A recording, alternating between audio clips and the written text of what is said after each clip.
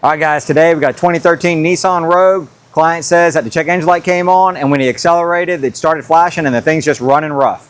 We got to figure it out. Let's get into it.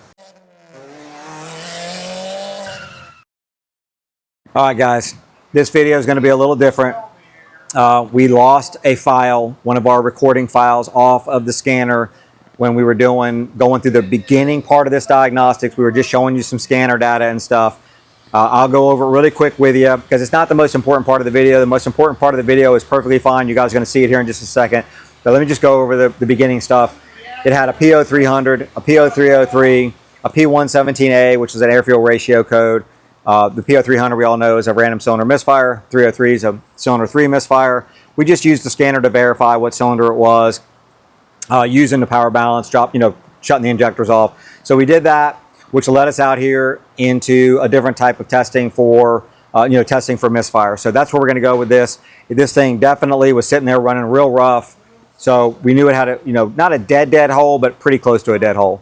So what you're going to see following up here is great procedures just to kind of determine what's wrong with the misfire, which direction to go in. So let's go ahead and get into the video. All right, we're under the hood. We've just visually inspected. I will show you one thing.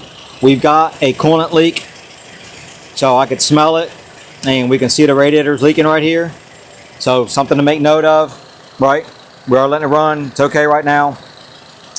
Here's what I've got. I want to know why it's misfiring. So just hang with me here because I'm going to show you a couple of different ways here. But I've got this old school scope that I've had forever. The screen's falling out of it. We just looked, and you can get one of these things online on eBay, but you don't need this. You can do this with a top-down scope. You can do this with an all-tel scope. You can do this with pretty much any scope. You just need to have a wand or some pickup, right, to pick up the signal. So, and you can get these wands from, I know Joe Casey's at Joe's Auto Electric makes them. I think maybe Jarhead Diagnostics makes them. I'm not sure of that, but you can get them, okay? So let me just show you, and the reason I'm showing you this is I want you guys to be able to look at a secondary waveform or even a primary waveform. It really doesn't matter. You can't get primary on this. I'll show you why in a second.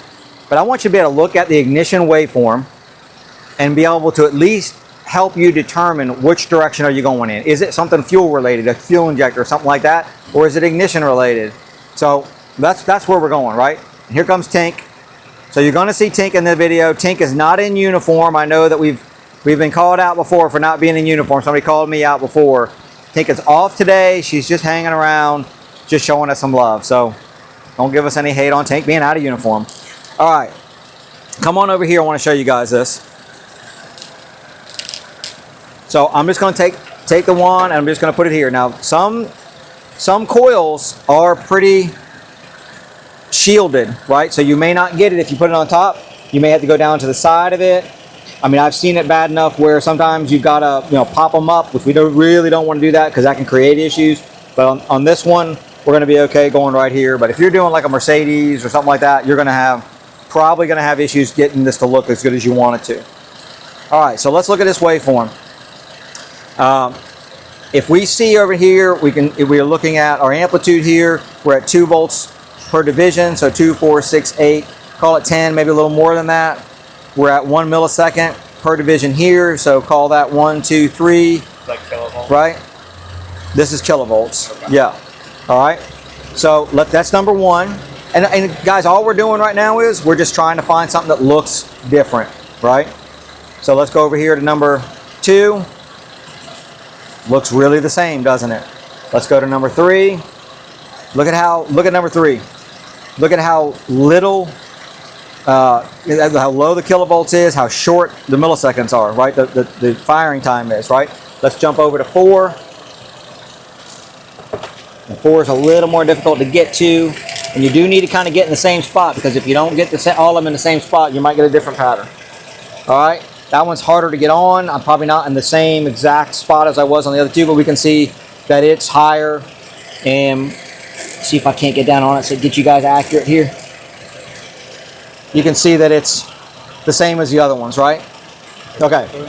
So let's go back here to this one, right? We can see there's an issue there. Now, and when it's jumping, we can see that it's coming in. Okay, where would this be helpful? This is very easy to get to, right? You could do swap coils, and I'm going to show you another test to do here real quick, but I don't want to do it on this. I'll do it on this, and then we'll show it on a different scope. But you could obviously swap coils on this one and swap spark plugs, move them around, you know, do the old Swaptronics.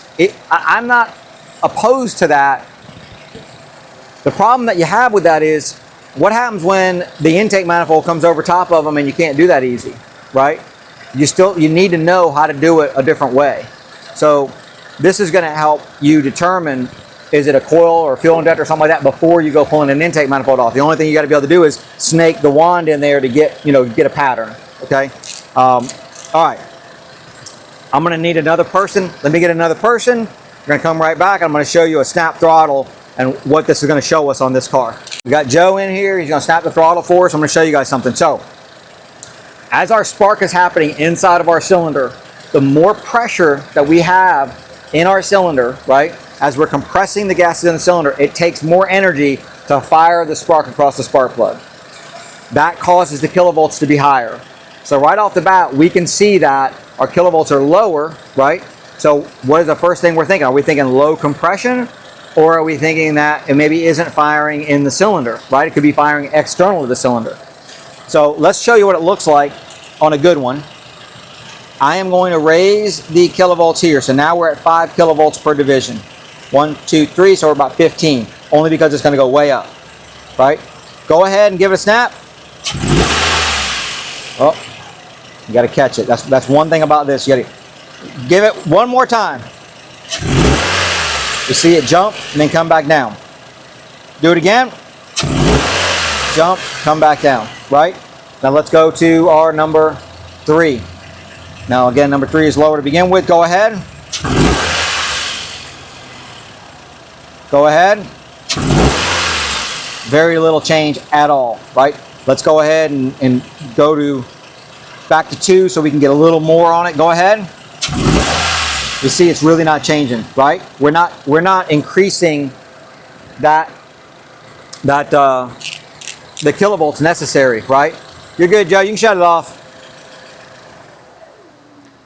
So, did you see that good on that? Was that okay? So I was going to do it on another scope and zoom in and show you guys that, but basically what we're looking at here is, as you snap that throttle, right? You do a snap throttle test. If the spark is happening inside the cylinder, it's normal to see the kilovolt goes up, right, on the initial firing, and then the milliseconds on the firing line or the firing time. I'm gonna get mine around this thing. Shortens, right? So what that's telling us is on number 3, it's not happening in the cylinder, right? We're firing the spark, but some of it's happening in the cylinder clearly, but not a lot of it, right? Some of it's happening outside the cylinder, I feel like. So what we do know is it's not fuel related. If it was fuel related, go ahead and start this back up again for me, Sherwood. We're going to do this real quick. I'm going to show one thing. We're back. I've got it running again. I want to show you something, what it would look like. I can't make it look like this, but I can show you on my finger what it would look like. If we had a fuel injector issue, or we had lack of fuel getting into the cylinder, we would have a lean condition, and this pattern would look different. So come on in, let's take a look at it. So this is on number 1. This is a good one, but I want to show you this on this line right here, which is our burn time right here, right? This line, and you guys have seen it in other videos, if you've got a lean condition, it's going to want to tail up, right? It's going to want to tail up. Somewhere around the center line of that, it'll want to tail up. So we're not getting that on this one. We're just getting low, kilovolts to fire it, right? We're not really having anything happening here. And there's our miss. You see our miss just went boop, boop. See if we can get it again. This is why it's good to have a digital storage facility. We can't really, you can freeze this one, but I can't store and look back at it and record it. But if you had a lean condition, it'd come up here and it would tail up and then go down and do this, right? Why would it do that? Well, again, the hydrocarbons in the cylinder are helping the fire to happen, right? We're helping that spark to happen. As we run out of hydrocarbons, as we run out of fuel, it takes more energy to maintain that spark, so the kilovolts go up. Makes sense, right? So that would tell us if we had that tail up, or this one right here, when it starts to skip big time, you know, if we got this big tail going up, we're going fuel, right? But in this case, we've got low KV and we've got nothing really happening when we snap throttle. This thing's happening outside the cylinder. So let's get this coil up out of here. Let's see if we see something obvious. We just got this thing out. And one other thing I want to mention is, another good thing about having a tool like this or having a wand on any scope, I want to tell y'all, you can do this with any scope. The other good thing is, if you have a scan tool that will not, you know, whether it be OBD generic, whether it be, I mean, there are some pretty expensive tools out there that do not show you the misfire on this vehicle, right? On this happens with a lot of vehicles. We see it with a lot of vehicles, which is why we have so many different scan tools. Sometimes you'll hook one thing up and it'll show you misfire counters. Like this one, the Top Don showed us the misfire counters, but we might hook up, you know, a different brand and it won't show you that. So it's good to be able to have a scope to be able to go in, either verify what's missing, you know, with relationship to the data you got off the scanner, or if you just don't have the data on the scanner because it doesn't show you much, to be able to go into here and go, yeah, I know that one's bad, right? I know that one's, you know, doesn't look right. Let's pull this up out, see if we see anything obvious. And sometimes what you'll find is you'll find little markings coming out of the side of the coil, especially if you have like this is hot. Ooh, this is hot. Let's put that down. Let me get my glasses on. All right. We can see right in here some markings. That's very possible. That's where it's coming out of the side of that boot and firing into the tube. Right? Sometimes you'll actually see a hole in them. Look at here. There it is right there. There's our bad spot right there, 100%. That right there is firing out the side of that coil. 100%. So don't go in here and start wiping those off with a rag, right? Get that thing out and take a look at it. So what's happening is, as that's sitting, and remember, this thing is sitting inside of a metal tube, right? So as that thing is sitting inside that metal tube, and what's the spark going to do? It's going to take the path of least resistance, right? So inside the cylinder, we have compression. We have to fire across that. It's difficult to fire across that. Well, if it finds an easier route out the side of this boot right here to the metal tube, that's what it's going to do. And that's what's going to get over our misfire. So we have now proven 100% that coil is the problem, right? Now, are we going to stick just a coil in this car? We're going to pull a spark plug out of it. Let's take a look at it. I don't have any clue what the history of this vehicle is. Let's grab a spark plug out of there and just look at it, you know, and determine, do we need to put spark plugs in there too? And I'm going to tell you what to look for there. Well, we've got our brand new, as of yesterday, Snap-on 100 tooth ratchet. There's been mixed reviews. Tank, you're off today, I know, but I got to work still, little girl. All right, so mixed reviews on this ratchet. A lot of people said it's slipping and stuff. We're going to throw it through its paces and let you guys know later. Unless we let it know right now, we'll see. All right, let's go ahead. It's out of here.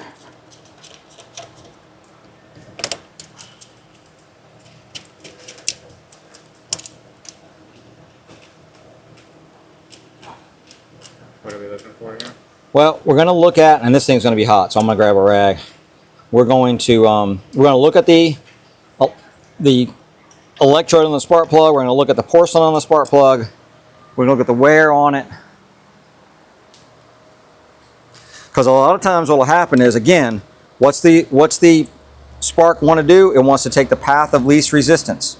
We can see that one is definitely not been firing. Fuel fouled. Very carboned. Does not look horrible as far as the gap goes, right? Definitely has been in there a little bit. Actually, I think that's an OE spark plug if it's got the paint on it. I'm not sure on that one on these. I know on a lot of manufacturers that they put paint on the tip to know if it's OE or not. Maybe. But this one doesn't look super worn. I don't even know the miles on this vehicle. Let me look at them. 150? Well, hopefully not original. So here's what can happen though. If you have a bad coil and you pull the spark plug out and you see that this electrode is worn, right? It's got a really, crazily worn electrode, angles and things. It's just got a big gap. What's the spark want to do? Path of least resistance. Well, if that gap gets so big that it becomes easier to jump out the side of the coil, it's going to jump out the side of the coil boot, right? Eventually it's going to destroy the coil. The coil will just get so hot it will destroy it. But either that or it'll go through the side of the boot, one or the other. But that's why you need to replace spark plugs regularly, why there's an interval for that, and you should follow that. Don't go crazy and do it way more often. You don't need to do that. If you follow and install the correct spark plug back in it, I'm not a proponent of all these crazy aftermarket, I'm not going to name names, but there's a lot of weird spark plugs out there. Just go with an OE spark plug that's for the vehicle, that meets the specifications, and you'll be fine. We've got a whole spark plug video. I know it raised a lot of stuff when I put a little bit of anti-seize on there, but it is what it is. But in this case, this thing's carboned up, fuel fouled. Let's just real fast, let's just grab another one out. Let's look at the difference between that one, which we know is a problem. Let's see how much of an effect it has on the spark plug. And this is something you guys really could do, when you're looking at stuff. Be a detective, right? Don't just come in here and just, yank a spark plug out. Look at stuff, right? Get an idea when you look at it. Look at the difference in that coil. This is so hot.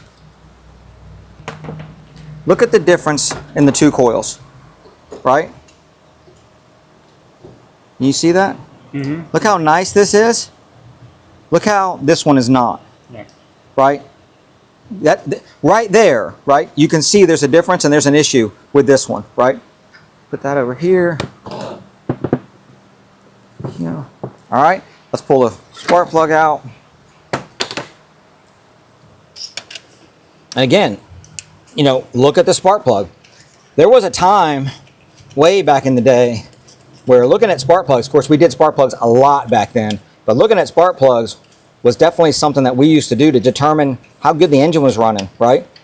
Of course we had carburetors and points and all kind of stuff, but all right, let's take a look at that one. We can definitely see a difference. Still carboned up some, but not like the other one. You can tell it's been in there a while. So it needs spark plugs in it. So we're going to recommend minimum one coil, right? Sometimes, what we'll always do is we'll go to the client and say, hey, we could put all the coils in it just to be safe. You never know, eliminate a future problem. But that's totally up to the client. They need one coil to really fix the problem in a set of spark plugs. But to just kind of be done with it for the next 150,000 miles, a good quality set of coils, quality set of spark plugs. Probably going to recommend a fuel system cleaning. We'll take a look at that and see. And this thing will be, that's what we call a tune-up, right? And it'll be good, and it'll be good to go. So I hope that you guys, this is useful to you. If you want to see more ignition pattern, ignition waveform stuff, I definitely want to do that. Let us know in the comments, because it is a really, really powerful tool. And as these engines get more complicated, and as these, not really the engines being more complicated, but more difficult to get to things, right? They're not all this easy. We need the tools to be able to go in and determine what's our next step without pulling stuff apart, right?